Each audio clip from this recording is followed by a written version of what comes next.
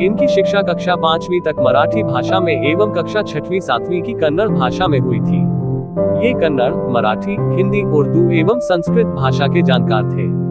इनका विवाह 17 वर्ष की उम्र में अपनी श्रीमती के साथ वीर निर्वाण संवत 2460 विक्रम संवत 1990 ईस्वी सन 1933 में संपन्न हुआ था। मल्लप्पा जी की 10 संतानें हुई। सन 1939 में प्रथम पुत्र श्रीकांत चंद्रकांत हुआ, जो 6 माह जीवित रहा। सन 1941 में दूसरी संतान पुत्री सुमंत सुमति हुई, जो 6 वर्ष तक जीवित रही। सन 1943 में तीसरी संतान के रूप में पुत्र महावीर का जन्म हुआ। सन 1946 में चौथी संतान के रूप में विद्याधर धरती पर आए। सन 1949 में 5वें क्रम में पुत्री शांताबाई और सन 1952 में 6वें क्रम में पुत्री सुवर्णाबाई का जन्म हुआ। 7वें क्रम में पुत्र धनपाल धन्य कुमार का जन्म हुआ, जो मात्र 15 दिन तक जीवित रहा। सन 1956 में 8वीं संतान के रूप में पुत्र अनंतनाथ का जन्म हुआ। सन 1958 में 9वीं संतान के रूप में पुत्र शांतिनाथ का जन्म हुआ। अंतिम 10वीं संतान मां के गर्भ तक ही जीवित रही। पारिवारिक वातावरण। मल्लप्पा जी के पिता श्री पारिस्पा जी अत्यंत प्रतिष्ठित व्यक्ति थे। वे स्वभाव से धार्मिक एवं दानी प्रकृति के थे। मल्लप्पा जी के घर पर ही दिगंबर जैन तीर्थंकर 1008 श्री चंद्रप्रभ भगवान का चैत्यालय था। भगवान का अभिषेक एवं पूजन करना उनका नित्य कर्म था। प्रत्येक माह की अष्टमी चतुर्दशी को वे उपवास करते थे। उनके घर का वातावरण संस्कारित एवं धार्मिक था। यही कारण रहा कि उन्होंने अपने बच्चों के नाम भी तीर्थंकरों के नाम पर रखे, महावीर, अनंतनाथ, शांतिनाथ। उन्होंने अपनी संतान को पूर्ण रूप से धार्मिक संस्कारों से संस्कारित किया। व्यवहारिक कार्यों में भी वे अपने बच्चों को धर्म की शिक्षा देते रहते थे। पितृवियोग। मल्लप्पा जी की उम्र जब लगभग 20-21 वर्ष की थी, तब एक दिन उनके पिताजी की छाती में अचानक दर्द हुआ। अपनी मृत्यु को नजदीक आया हुआ जानकर उन्होंने अपना सारा कारोबार अपने बेटों को सौंप दिया। बीमारी के चौथे दिन सब कुछ त्याग कर शांत भाव से नमोकार मंत्र के स्मरण एवं श्रवण पूर्वक उन्होंने प्राणों का विसर्जन कर दिया।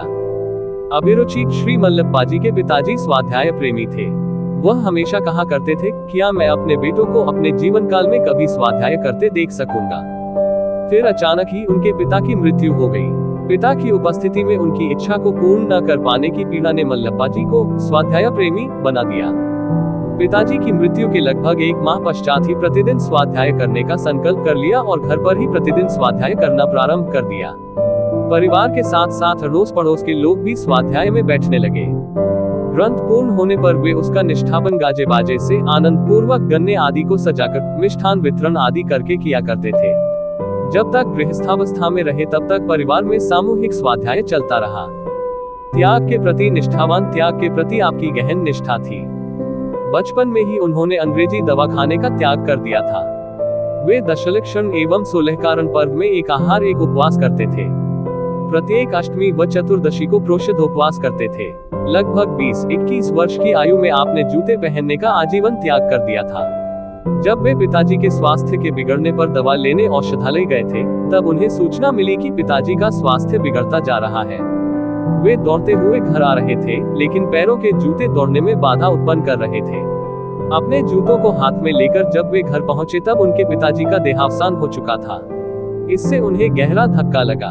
तभी से उन्होंने जूते पहनने का त्याग कर दिया। सात्विक व्यापारी। श्री मल्लप्पा जी अष्टगे एक सफल व्यवसाय और ईमानदार कृषक थे। उनके पास 20 एकड़ भूमि थी, जिसमें गन्ना, गेहूं, ज्वार, मिर्च, मूंगफली आदि की खेती होती थी। वे साहूकार कहलाते थे। दूसरे किसानों को समय समय पर पैसे तो देते थे, पर कभी भी उनसे ब्याज नहीं लेते थे। मूलधन के स्थान पर उस समय की प्रचलित कीमत पर ही उनसे फसल ले लिया करते थे। इस प्रकार वे एक प्रकार से किसानों की सहायता ही करते थे। एक बार ज्येष्ठ पुत्र महावीर अष्टगे ने नौकरी करने की इच्छा पिता के सामने रखी तो उन्होंने कहा, हम मालिक से नौकर बनेंगे क्या। मल्लप्पा जी नौकरी के पक्षधर नहीं थे। विशेष प्रतिभा, चिकित्सा ज्ञान, उन्हें वानस्पतिक औषधियों का विशेष ज्ञान था।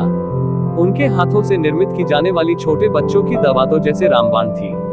ठंड के दिनों में यदि लोग रात्रि 12 बजे भी बच्चों को लेकर आ जाएं, तो आप आलस को छोड़कर तुरंत कोट पहनकर बैटरी लेकर जंगल में औषधि लेने चले जाते थे। अपने हाथों से दवा कूट पीस कर तैयार करते, घर पर ही नमोकार मंत्र बोलकर बच्चों को दवा पिला देते थे। तब मरणासन बच्चे भी ठीक हो जाते थे। उनके हाथ में ऐसा जादू था। अरिहंत प्रभु की आराधना में तत्पर पिताजी के स्वर्गवासी होने पर जिनाले को दिए जाने वाले दान में सागौन की लकड़ी से बड़े मंदिर की छत बनवाई थी। उसकी नक्काशी देखने योग्य थी। उस समय उसका खर्च 7,000 रुपये आया था। पूजन के बर्तन चांदी के एवं आरती सोने की बनवाई थी। साधु सेवा में तत्पर साधु सेवा को आप अपना परम कर्तव्य मानते थे। एक समय उन्होंने नियम ले लिया कि 70-80 की मी के आसपास तक यदि दिगंबर साधु विराजमान हो तो मैं 3 या 4 माह में एक बार गुरु दर्शन करने अवश्य जाऊंगा। कैसे भी जानकारी प्राप्त करके वह मुनि दर्शन को चले ही जाते थे। एक बार वे आचार्य श्री महावीर कीर्ति जी महाराज को लाने पास के गांव गए। लौटने में अचानक बीच मार्ग का नाला चट गया। अब महाराज सदलगा नहीं आ पाएंगे, ऐसा विचार कर उन्होंने झट से आचार्य श्री महावीर कीर्ति जी को उठाकर नाला में प्रवेश कर दिया। वे बलशाली एवं वीर तो थे ही। नाले में कीचड़ होने से उसमें पैर फंस जाने के बावजूद भी वे महाराज श्री को नाला पार कराने में सफल हो गए। किनारे पर खड़े नगरवासियों में हर्ष की लहर दौड़ गई। प्राप्त हो कैवल्य ज्योति एक बार अपने घर में पंच परमेष्ठियों को स्मृत कर अखंड दीपक जलाने का संकल्प ले लिया, जो 26 वर्ष तक अखंड जलता रहा। पश्चात वह वैरागी हो मुनि बन गए। विषयों के प्रति उदासीनता यूं तो बचपन से ही उन पर धार्मिक संस्कारों का प्रभाव था। विवाह के 6 माह पूर्व मुनि बनने की भावना से वे घर से निकल गए थे, किंतु उनके पिता श्री पारिस्पाजी उन्हें ढूंढकर घर वापस ले आए और उनका विवाह कर दिया। गृहस्थावस्था में रहते हुए भी वे विषयों के प्रति उदासीन ही रहे। लगभग सन 1952-53 में उन्होंने चारित्र चक्रवर्ती आचार्य श्री शांतिसागर जी के चरणों में मुनि बनने की भावना रखी थी, पर उन्होंने मना कर दिया। वे बोले, पहले छोटे छोटे बच्चों का दायित्व संभालो, फिर देखना। तब मल्लप्पाजी ने आजीवन ब्रह्मचर्य व्रत के लिए निवेदन किया। उनकी छोटी उम्र को देखकर उन्हें शीलव्रत रूप अर्थात एक पत्नी व्रत एवं पक्ष व पर्वादिक में ब्रह्मचर्य व्रत पालन करने का नियम दिया। नियम ग्रहण करके उन्होंने पुनः निवेदन किया कि आप हमें कुछ वैराग्य सूत्र दीजिए। तब आचार्य श्री शांतिसागर जी ने उन्हें कहा, आत्मा भिन्न है, शरीर भिन्न है, इतना जानो बस। अपने ही पुत्र ब्रह्मचारी विद्याधर जी की मुनि दीक्षा के 20 दिन बाद लगभग 20 जुलाई 1968 को जब मल्लप्पाजी सपरिवार अजमेर पहुंचे, तब तीसरे दिन मुनि श्री ज्ञानसागर जी का आहार उनके चौके में हुआ। उस दिन मल्लप्पाजी ने आजीवन ब्रह्मचर्य व्रत ग्रहण कर लिया था। इस प्रकार उनका मन निर्ग्रंथ दशा के लिए छटपटा रहा था। अंततः बन ही गए मुनि। अपने द्वितीय पुत्र विद्याधर के मुनि बन जाने के बाद उन्होंने भी निर्ग्रंथ पद को प्राप्त कर लिया। चारित्र चक्रवर्ती आचार्य श्री शांतिसागर जी महाराज की परंपरा के तृतीय पट्टाचार्य वात्सल्य मूर्ति आचार्य श्री धर्मसागर जी महाराज से माघ शुक्ल पंचमी, रेवती नक्षत्र, गुरुवार, वीर निर्वाण संवत 2503, विक्रम संवत 2033, ईस्वी सन 5 फरवरी 1976 को मुजफ्फरनगर, उत्तर प्रदेश में मुनि दीक्षा ग्रहण की और नाम मुनि श्री मल्लिसागर जी रखा गया। साधना पद पर हुए अग्रसर उन्होंने दीक्षा के बाद गुरुजी से कुछ नियम मांगा। गुरुजी ने 8 दिन के लिए नमक त्याग का नियम दिया। उसके बाद उन्होंने जीवन में कभी नमक नहीं लिया। रसों में आप एकाध रस ही लेते थे, फलों में आप एक केला लेते थे। आपकी साधना बहुत श्रेष्ठ थी। 70 वर्ष की उम्र में भी वह एक दिन में 65 की मी तक चल लेते थे। व्यायावृत्ति भी नहीं करवाते थे। उनका सहनन अच्छा था। उपवास के अगले दिन उन्हें पारणा करनी है, ऐसा विकल्प नहीं होता था। श्रावक जब शुद्धि का जल लेकर पहुंचते तब उन्हें लगता था कि आहार को उठना है। ईसरी बिहार में सन 1983 में आचार्य श्री विद्यासागर जी से चारित्र शुद्धि का व्रत 1234 उपवास लिया। एक उपवास एक आहार करते हुए लगभग 7-8 वर्ष में कर्नाटक के उगारग्राम जिला बेलगाम में यह व्रत पूर्ण हुआ। वहां के श्रावकों ने मुनिश्री जी के चारित्र शुद्धि व्रत के पूर्ण होने के उपलक्ष्य में बूंदी के 1234 लाडू मंदिर जी में चढ़ाए। घी के 1234 दीपक जलाए। बड़ी धूमधाम से उत्सव मनाया। उन्होंने कर्मधन के भी 156 उपवास किए। वे प्रायः उपवास करते रहते थे, जिनकी पृथक से कोई गिनती ही नहीं है।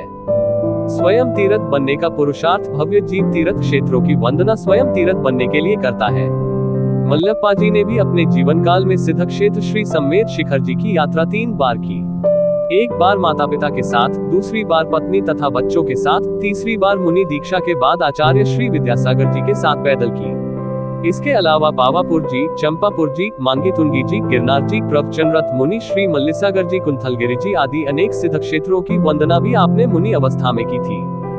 जीवन रूपी मंदिर पर चढ़ाया समाधि का कलश जीवन के अंत तक मुनिचर्या का निर्दोष पालन करते हुए शतभिषा नक्षत्र में मार्गशीर्ष शुक्ल सप्तमी शुक्रवार, वीर निर्वाण संवत 2521, विक्रम संवत 2051 ईस्वी सन 9 दिसंबर 1994 को श्री नेमिनाथ दिगंबर जैन मंदिर, शाहूपुरी, कोल्हापुर, महाराष्ट्र में आपकी समाधिस्थ मुनि श्री मल्लिसागर जी का अग्नि संस्कार समाधि जागृत अवस्था में हुई थी।